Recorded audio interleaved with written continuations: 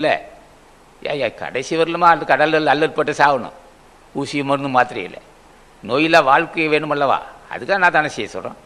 மனைவி மக்கள் நோய் இல்லாமல் வாழ வேணும் அல்லவா, அதுக்காக நான் தானே செய்ய சொல்கிறேன். ஏன் இதெல்லாம் செய்கிறேன் இந்த புலால் உண்ணுதை ஏன் நிறுத்த சொல்கிறேன்?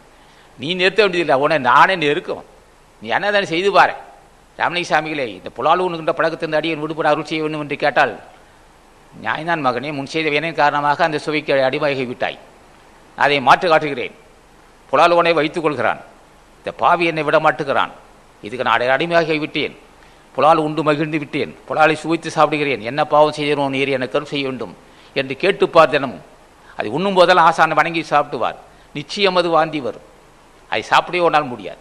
இன்னும் அன்னதானம் செஞ்சு நான் தொடவே மாட்டேன். அப்போது சாப்பிட்ற மக்களுக்கு வாய்ப்பு இருக்கா? சத்தியமாக இருக்கு. ஆசான் அகத்திய சிமதி யானையிட்டு சொல்கிறேன், சத்தியமாக இருக்கு.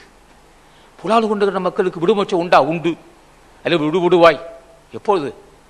பக்தியால் புண்ணியத்தால் அன்றி அதிலிருந்து பழக்கத்தில் விடுபட முடியாது. என்ன காரணம்? சுவைத்து உண்டார். அதை சுவையிலிருந்து விடுபட வேண்டும். அப்போ புலால் உண்ணுகின்ற சுவையிலிருந்து விடுபடுவதற்கு புண்ணியம் தான் வேண்டும். அதுக்கு என்ன வேண்டும்? பக்தி வேண்டும். அப்போ ஆசானை கேட்க வேண்டும், இதிலிருந்து விடுபட வேண்டும்.